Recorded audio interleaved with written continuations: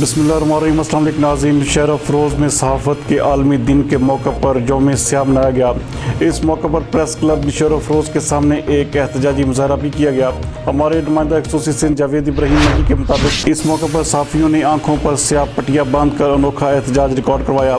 एहतजाज की क़यादत press club के सदर यूनुस राजपर, गुलाम मुस्तफ़ा तगर, मुश्ताक मरी, काजी जुल्फ़िकार ज़ाहिद राजपर, ज़फ़र तगर, मज़हर ख़ासकेली, गुलाम मुर्तज़ा तगर, फ़कीर मेहर अली बहन समेत सुहेल राजपर कर रहे थे। इस मौके पर सहाफ़ियों की जानिब से शदीद नारेबाजी भी की गई। इस मौके पर मुज़ाहिरीन का कहना था कि सिंध समेत मुल्क भर में सहाफ़ियों को आज़ादी से काम नहीं करने दिया जा रहा।